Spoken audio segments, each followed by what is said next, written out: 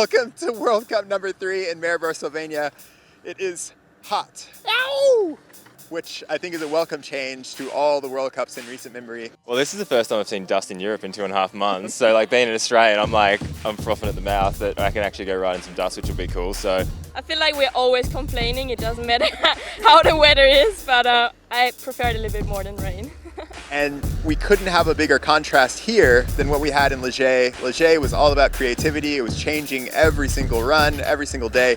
Here the track's gonna be hard packed. The riders are gonna think a lot more about precision and everyone's having a good time. It's bone dry. It's actually gonna be pretty difficult because they've had 2 races on this coming into this weekend and they've got this like crusted main line that's pretty hard packed, but it's crumbling. So it's finding your way around that without getting too much in the rough kind of dirt.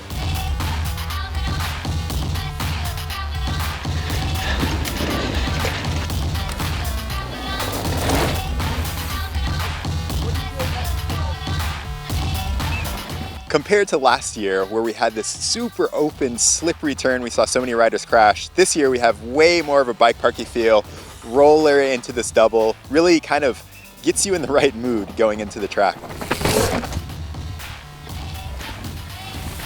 Maribor is totally different. The riders are going to be trying to pump and jump. It's about gaining speed here rather than trying to slow down. So you'll see the riders kind of trying to find doubles all the way down the track, and it's definitely unique to Maribor.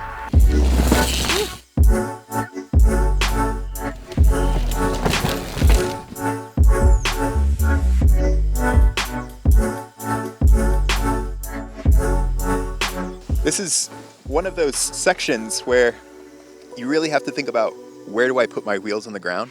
If I take too much speed off of this last roller coming into the open, then I'm going to be set up super far inside. And what that's going to do is not allow me to take as much speed out. So I have to give up some speed coming in to really carry speed around this turn into the next section.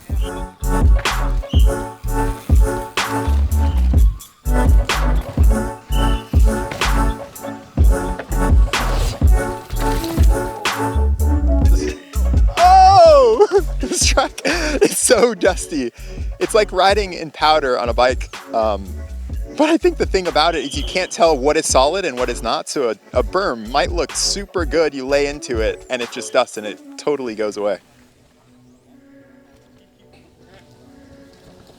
What do you think the key to this upper section is with so many rollers and kind of, you know, pumpy bits? Precision. Because it's so fast and so unsettling through all the bumps, you just got to be precise everywhere and go for those brakes. Carry speed, but it's so easy, like through here. It's so easy to miss your braking point because you're compressing and going through a bump. So, there we go. Well, I think like you can worry about precision today, but come Sunday, the holes will have expanded everywhere and you're just going to end, like the whole track's going to be rough. So like, yeah, today you might be able to be precise and like find a smooth line down the track, but I think on Sunday, it's just going to be so blown out that, yeah. So like I was talking to Bernard in the pits and I was just like, man, I'm just going to hit all the holes now because they're just going to be there. Like, if I can hold on, it's not a problem. So just mainline with confidence. Woo! Oh, there's the boys! Typically, we think of downhill as a physically exhausting sport, but it's also mentally exhausting. As we saw at the top of the track, it requires so much precision and pumping. You're mentally fatigued when you get here. So in a section like this, it's a reset. You want to clear your head, take some deep breaths before you drop into the next bit, all in the woods, and hit the rock garden and then technical.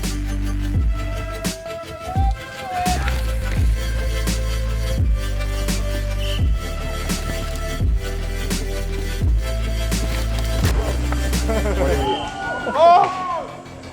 I didn't see it. What happened? This section is just insane. It's so much more gnarly in person than it looks on camera. But you have to decide as a rider, do I want to take so much risk or do I want to be consistent and be able to execute every time? You can't win the race here, but you can definitely lose it. And what we have afterward is one of the longest pedals on the entire track. So this turn that we're sitting at right now is one of the most important turns on the entire track, probably more important than the rock garden coming into it, because the speed that you carry is just so important. Into the trees.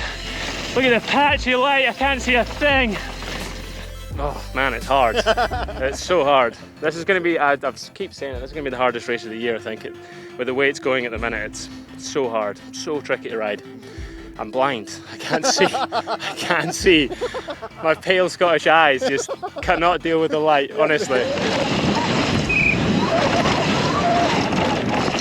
Oh, this is sick. Oh. Oh, I feel Slovenia the triple is this insane jump in the middle of the woods where not only do you have this really technical section coming in, but you have to pull up as hard as you can and then land with your weight perfect so you don't slide down into the pads. It's one of the most important sections on the track and something the riders will be concentrating on all week.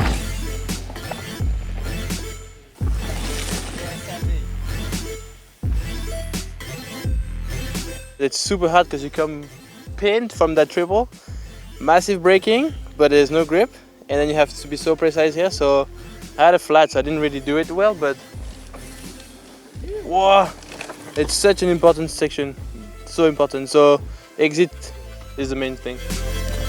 Oh baby! So the lower part of the track just gets faster and faster and faster. We heard Eddie talk about the massive holes, and you can see them in this berm right behind me. I think you just gain speed throughout the whole run in Maribor, and this bottom section is the fastest part. Yeah, Charles! Oh, that is so close. This bar was on the path. And then we come into the street section. This is the final section of the track here in Maribor. We have the Red Bull drop coming into the finish, but it doesn't finish right after the drop. There's a right-hand turn on asphalt. Super different. It's kind of like a road race at the finish. Some of the riders love it, some of them hate it, and I know it'll be amazing for the spectators because there's so much area, so definitely cool to see something new. Time training!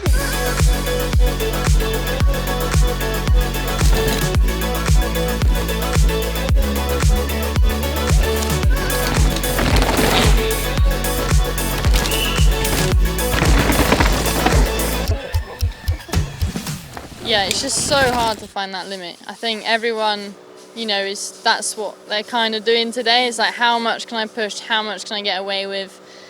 And yeah, I guess some find it out a bit harder than others do.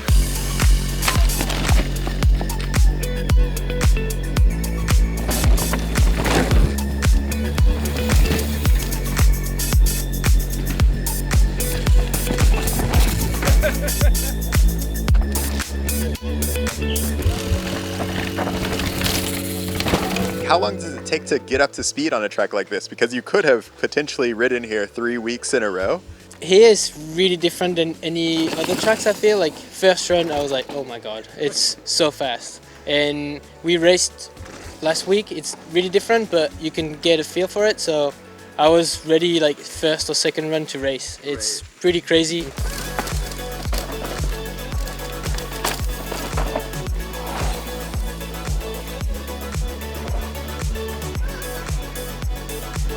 Well, Eliot, how do you like the ruts and the landing? You know, they looked great to me. I think they looked easy. Well, but you shouldn't land there when you do the jump. No, it's gonna land in them, right? Like, So you jump over it or you go left or right? you try to land on the asphalt. All the way down. Yeah. That's new to me. This morning, we were wondering if it was an advantage to ride a World Cup track more than just on a World Cup weekend. I think we realized that it's about what you do with the runs you have. Loris mentioned that after about 3 runs, then it's about working on the details, and he won time training today. This track takes so much precision, and you have to be perfect. Camille Balanche also won the women's time training race, but it's all about finals day, so make sure you tune in on Red Bull TV to see who can take it when it matters most.